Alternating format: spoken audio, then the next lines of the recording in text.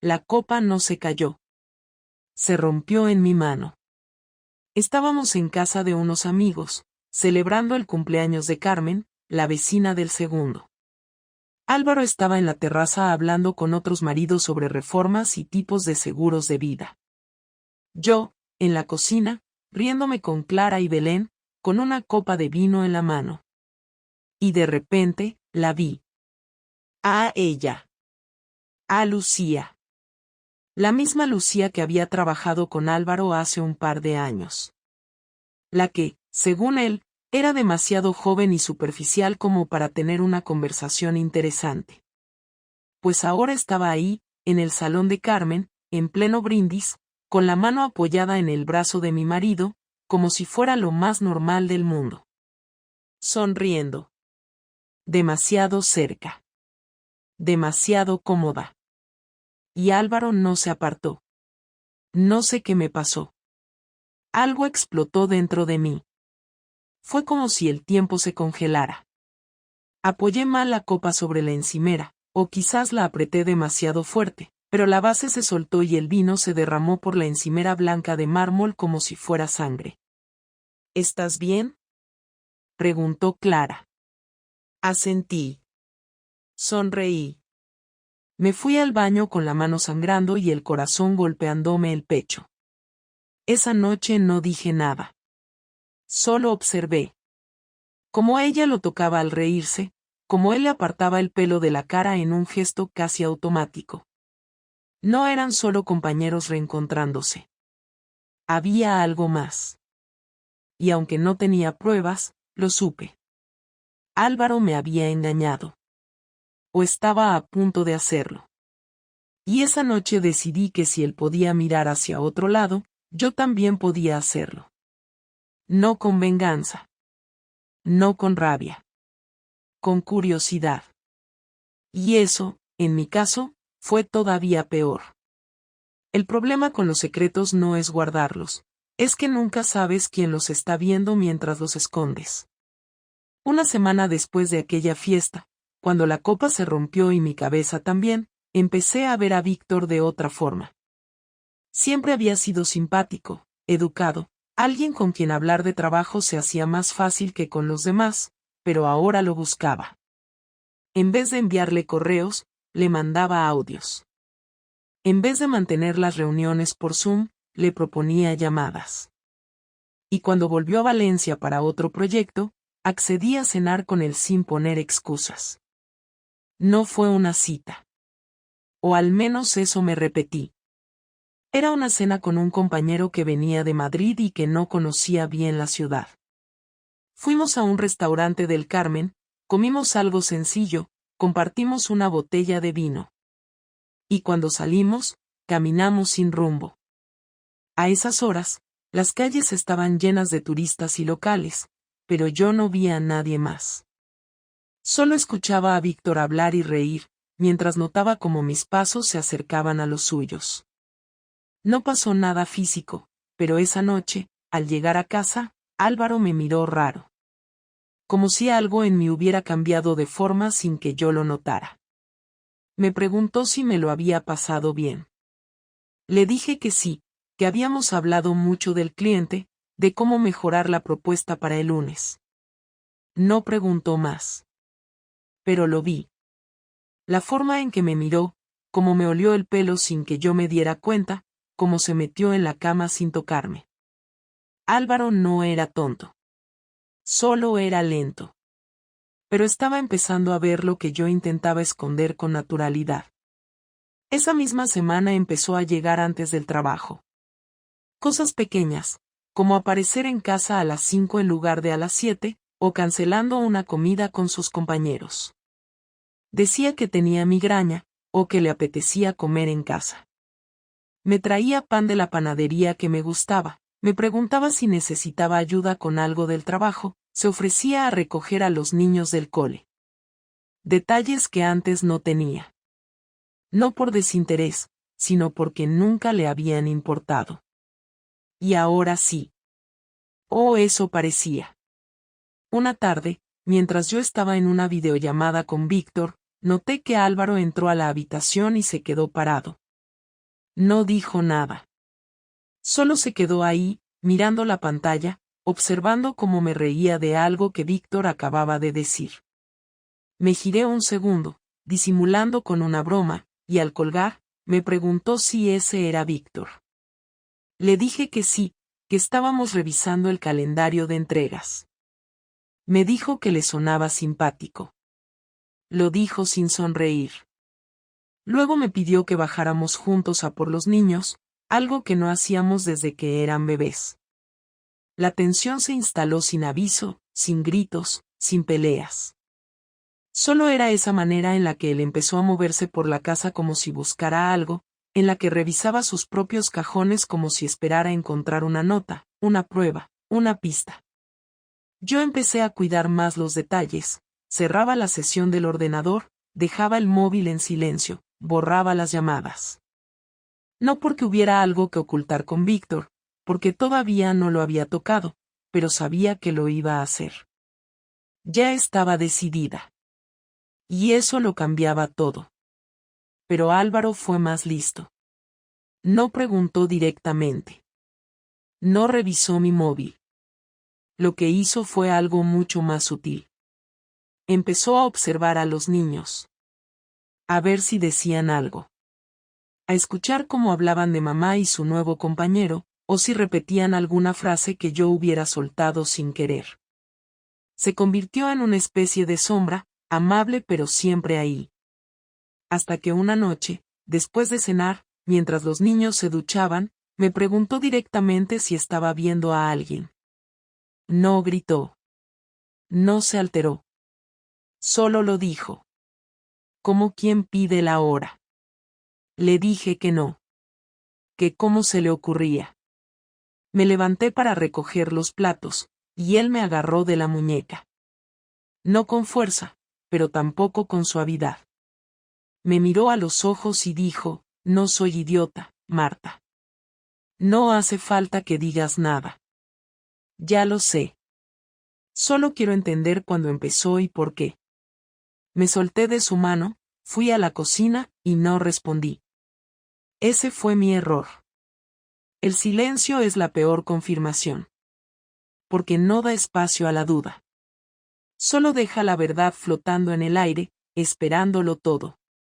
A la mañana siguiente se levantó antes que yo, preparó el desayuno para los niños y se fue a trabajar sin decirme adiós.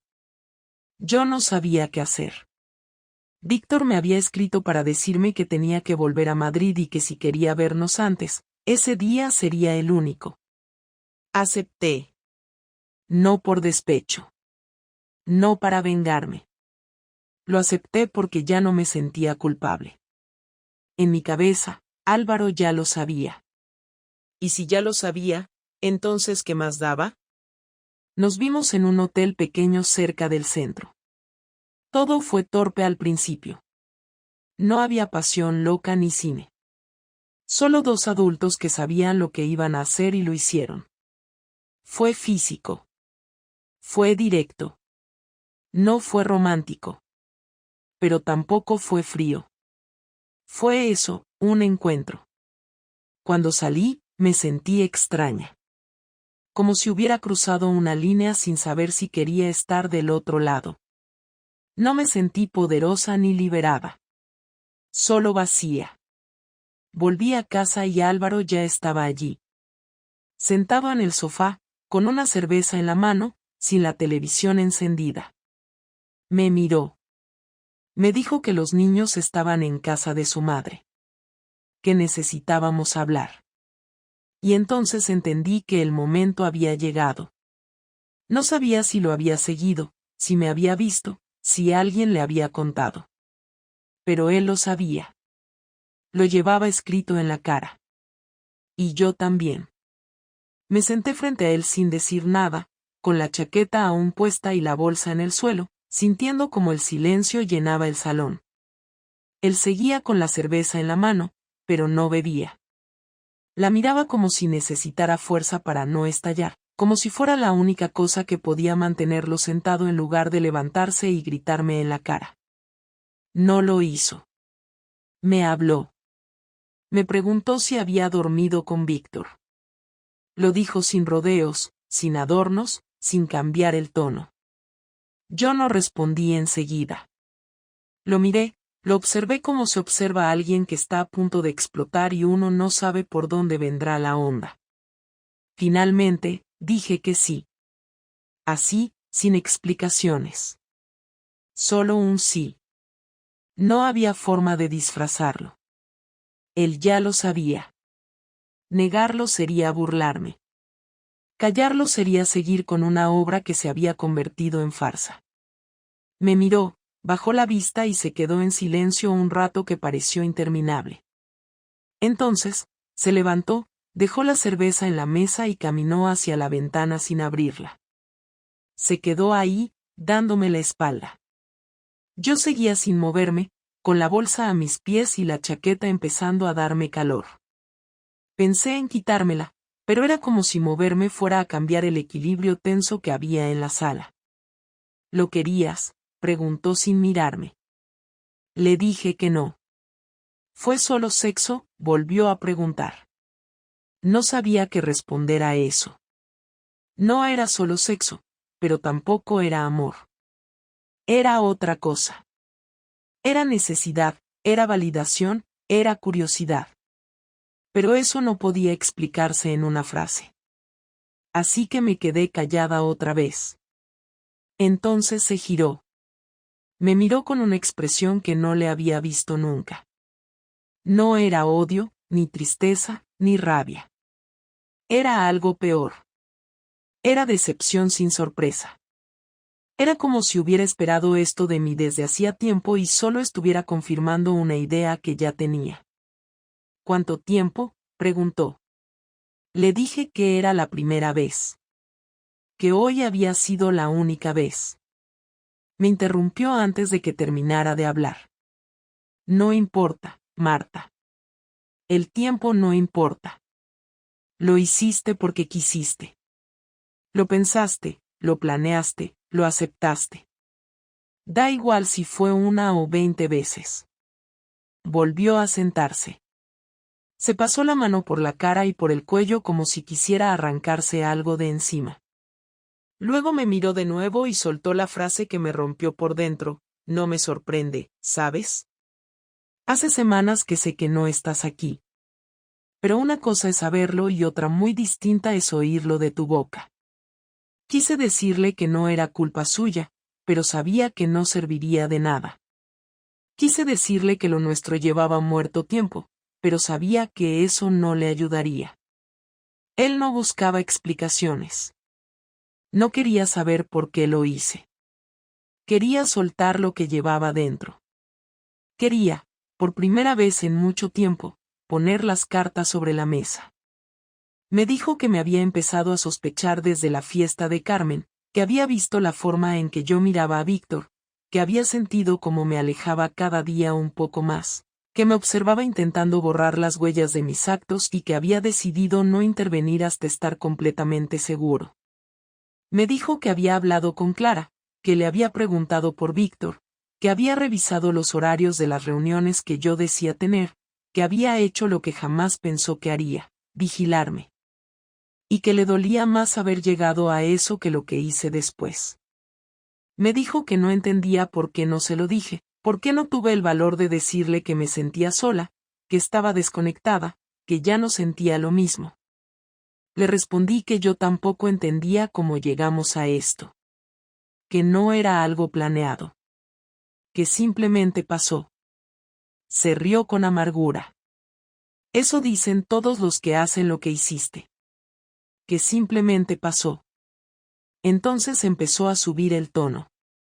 No gritó, pero cada palabra salía más fuerte que la anterior. Me preguntó si alguna vez pensé en los niños, en lo que pasaría si esto salía a la luz, en cómo afectaría a nuestra familia.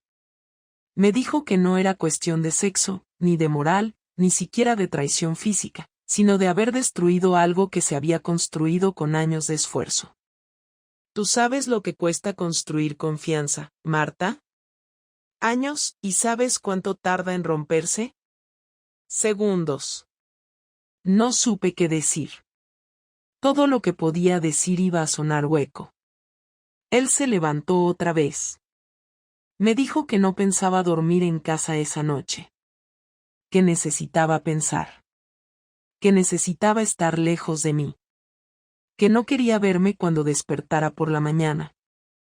Me preguntó si me parecía justo. No respondí. Solo asentí con la cabeza. Lo vi agarrar su mochila del pasillo, coger las llaves del coche y salir sin cerrar la puerta. Me quedé sola, sentada en el sofá, con la chaqueta aún puesta, sintiendo que lo que había pasado era irreversible. Que ya no había vuelta atrás. Que todo se había dicho, pero que aún faltaba lo peor. Porque ahora vendría el castigo. Y Álvaro no era de los que pegaban gritos. Álvaro era de los que sabían esperar el momento exacto para dejarte sin aire. Álvaro no volvió esa noche ni la siguiente. El domingo por la mañana, su madre trajo a los niños sin avisar. Dijo que Álvaro le había pedido que los llevara porque él tenía asuntos que resolver. La mujer no preguntó nada, pero su tono era distinto, más seco, más cortante.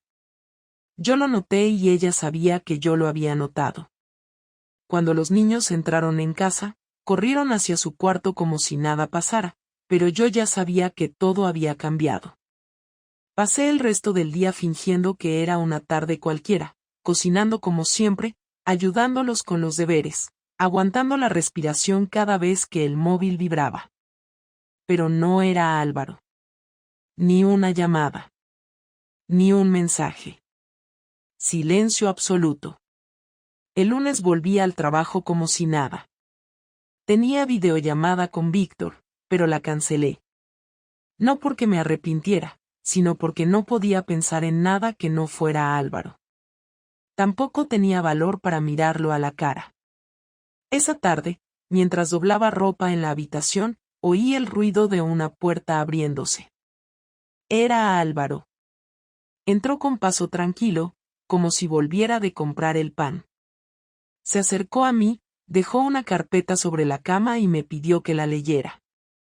Me dijo que no tenía prisa, que podía hacerlo cuando quisiera, pero que él ya había tomado su decisión.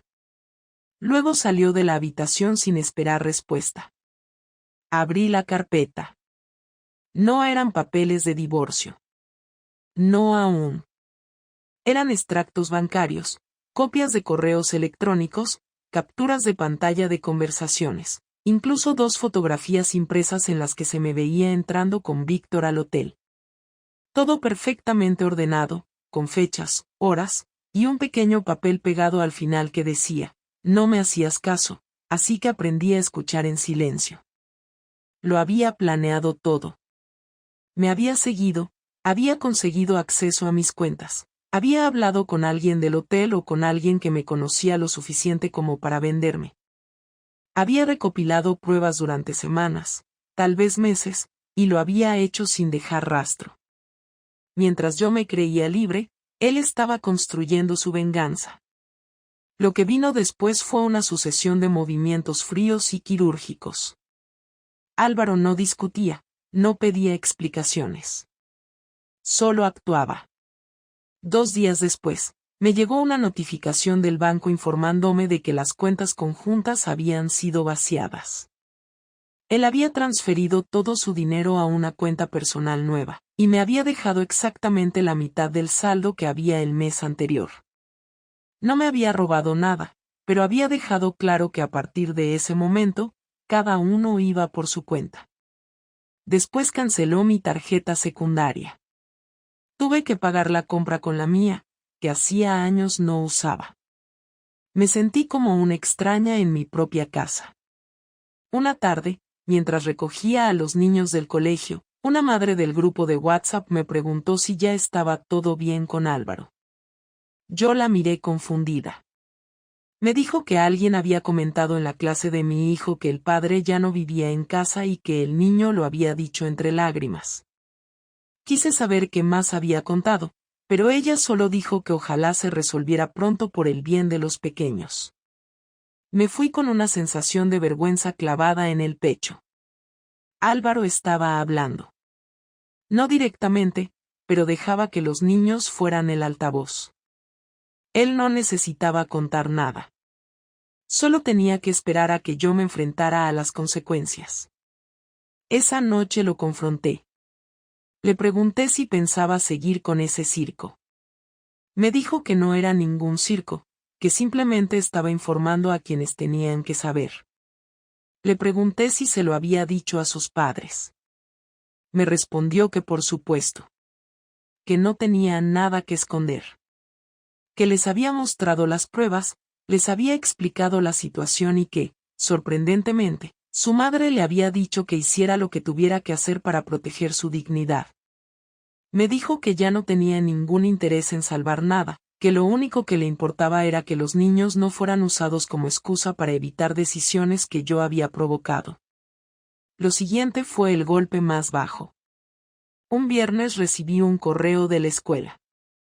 Álvaro había solicitado una reunión con la orientadora para informar de una reestructuración familiar que afectaba la estabilidad emocional de los menores.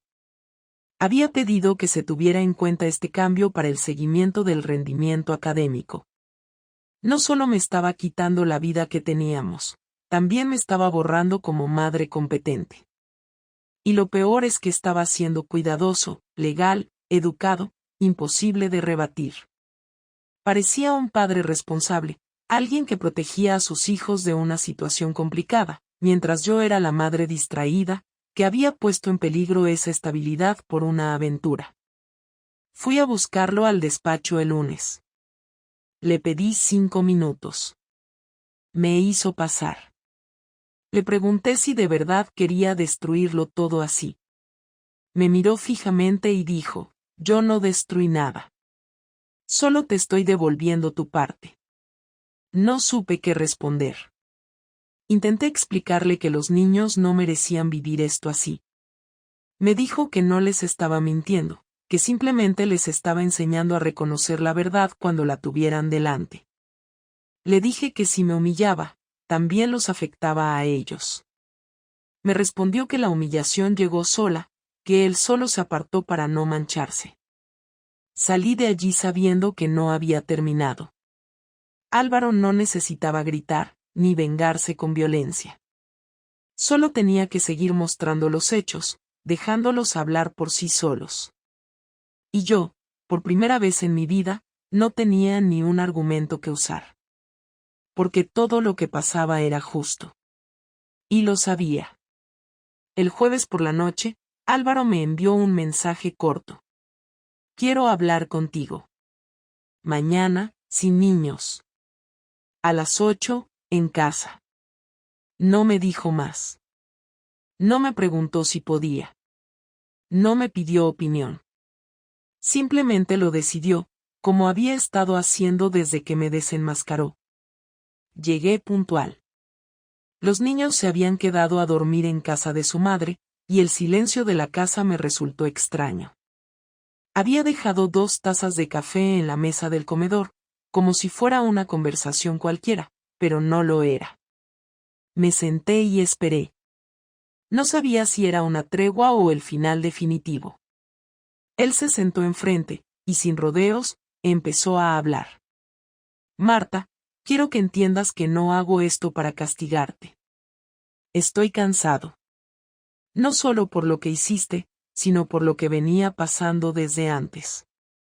Tú dejaste de estar conmigo mucho antes de meterte con otro. Y yo lo vi. Intenté hacerme el idiota porque pensé que era una racha, que se te pasaría. Pero no se pasó. Solo fue empeorando. Y yo me fui tragando todo porque me negaba a aceptar que tú ya no me querías. Lo escuché sin interrumpirlo. Quise decirle que no era verdad, pero tampoco podía afirmarle que sí lo era. Había sentimientos que ya no estaban, otros que se confundían con la costumbre y otros que no sabía si seguían ahí por amor o por miedo al cambio. Durante años te cuidé, te escuché, traté de darte tu espacio, de respetar tu trabajo, de ocuparme de los niños, de no agobiarte. Pero tú te alejabas igual. Y cuando me di cuenta de que estabas con otro, no fue rabia lo que sentí primero. Fue alivio. porque por fin entendía qué era lo que me faltaba. Me di cuenta de que te había perdido, y no por un tipo, sino por todo lo que decidiste callarte en lugar de arreglar conmigo. Asentí. No porque tuviera razón en todo, pero sí porque entendía lo que decía. Y porque yo también me había sentido vacía. Lo que no hicimos fue hablarlo. Lo dejamos pudrirse en silencio, cada uno por su lado, hasta que ya no había nada que salvar. Quiero que sepas que no voy a seguir así. No quiero esta versión de nosotros. Quiero separarme. No quiero una guerra, no quiero abogados que peleen como si esto fuera un campo de batalla, pero tampoco voy a aceptar acuerdos que me dejen en desventaja. Vamos a hablar claro y decidir qué hacemos con todo esto.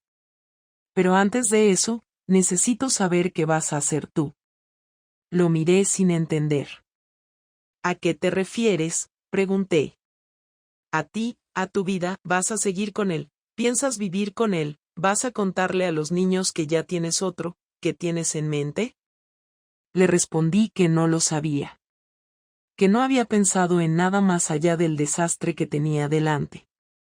Que no había futuro con Víctor, no porque me sintiera culpable, sino porque no era una relación real.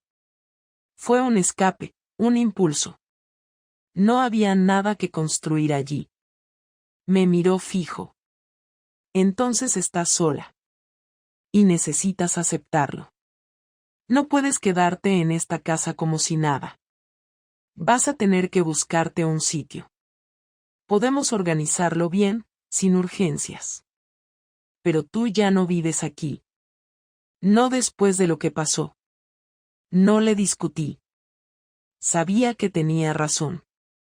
Me ofreció quedarme 2 semanas más mientras buscaba algo.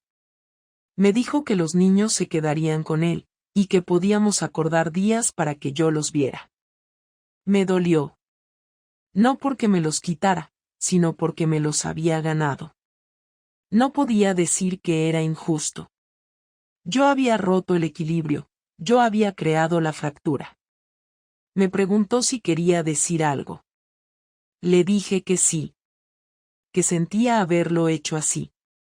Que podría inventar excusas, hablar de la rutina, del desgaste, de lo que faltaba, pero que nada justificaba lo que hice. Que si me hubiera sentido tan vacía, lo correcto habría sido hablar. No acostarme con otro.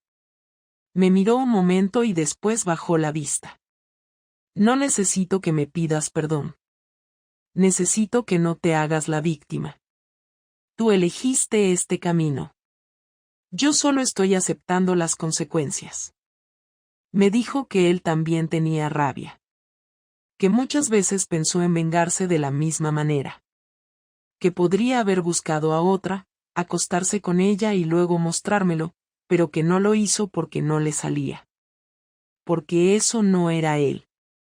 Me confesó que pensó en dejarme sin nada, en arrastrarme por los tribunales, en hundirme socialmente, pero que prefirió hacerlo todo con calma porque no quería destruirme.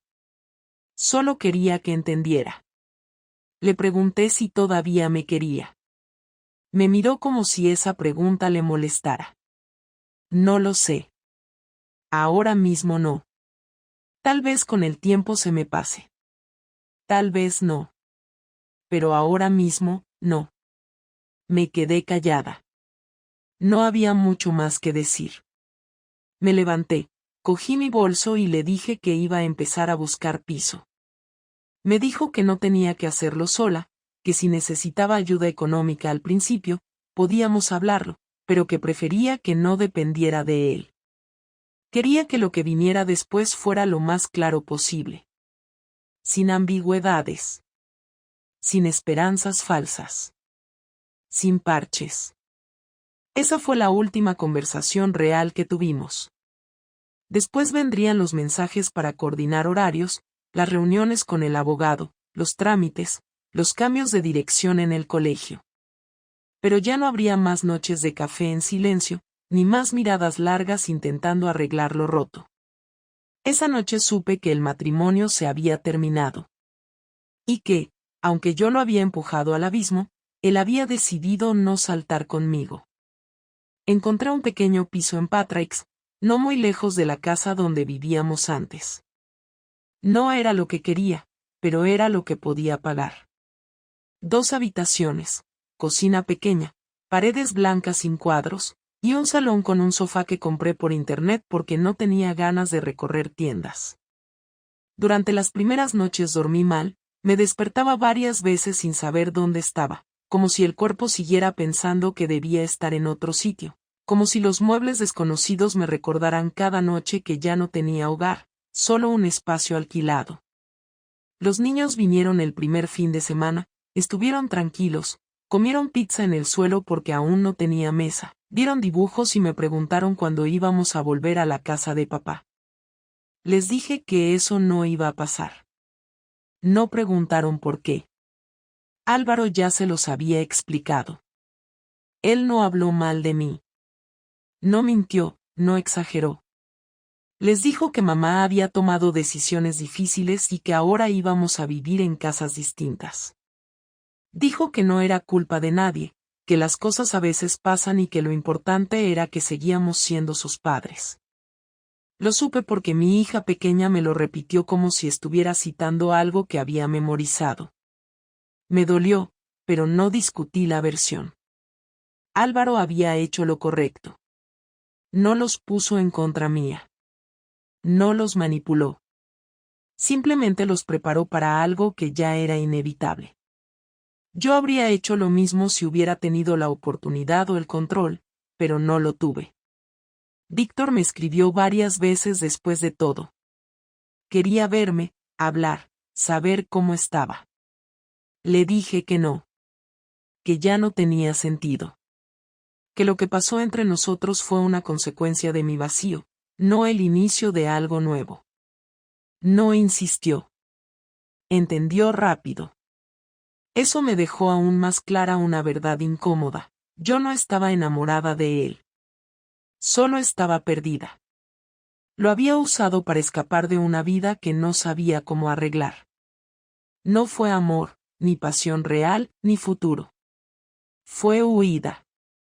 Álvaro lo entendió antes que yo, y por eso no quiso competir. Simplemente se apartó y dejó que la verdad cayera sola. Yo no fui capaz de ver eso a tiempo. Con el tiempo empecé a construir una nueva rutina. Trabajaba desde casa, como siempre, pero sin la estabilidad de antes. Me organizaba sola, cocinaba para mí, salía a caminar por las tardes. A veces veía a madres del colegio por la calle y bajaban la mirada o fingían no verme. No todas, pero sí algunas. Las que sabían. Las que habían escuchado la historia en la versión fría de los hechos. No les guardo rencor. Yo también habría juzgado. No por maldad, sino por ignorancia. Pensamos que entendemos las vidas de los demás solo porque vemos sus fotos o sus caras en reuniones.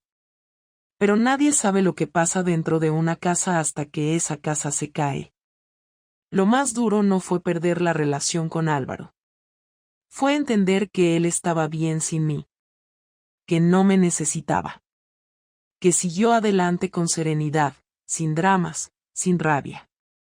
Se convirtió en un padre más activo, más presente, más seguro.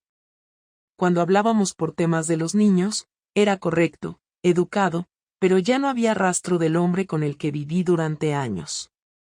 Era otro. O tal vez siempre fue así y yo no lo quise ver. Me daba cuenta de que estaba tranquilo, que dormía mejor, que tenía más tiempo para sí mismo. Eso, más que cualquier castigo, fue lo que más me dolió. Saber que yo había sido la causa de su insatisfacción durante tanto tiempo. Que mi presencia ya no era necesaria para su estabilidad. Que fui un error superado. No me arrepiento del todo. Si pudiera volver atrás, sí cambiaría muchas cosas. Habría hablado antes, habría dicho en voz alta todo lo que me molestaba, lo que me dolía, lo que sentía que faltaba. Habría asumido que la comodidad no es amor, que el silencio no es paz. Pero no cambiaría la separación. Porque estar lejos de Álvaro me permitió verlo con claridad, sin la niebla de la costumbre ni el ruido de lo cotidiano. Y en esa claridad vi que él merecía algo mejor. Vi que yo no estaba lista para dárselo. Que me había cansado de intentar sin decirlo, de aguantar sin pedir nada a cambio, y que eso me volvió pasiva, distante, injusta. Ahora, cuando los niños se van el domingo por la tarde, cierro la puerta y me quedo sola en el salón, con las paredes blancas y el silencio de mi nuevo hogar. No es triste. Es real. Es el precio de mis decisiones. A veces pienso en Álvaro y me pregunto si ya está con alguien. Si volvió a enamorarse. Si alguna noche mira el techo y recuerda algo de lo que fuimos. Me gustaría creer que sí, pero no lo necesito. Porque no busco redención. Solo busco vivir sin seguir destruyendo lo que toco. Ya no tengo miedo a estar sola. Aprendí que el verdadero castigo no es que los demás te juzguen. Es mirar atrás y darte cuenta de que tu peor error no fue engañar, fue rendirte sin pelear. Y eso, por mucho que lo lamente, ya no tiene arreglo.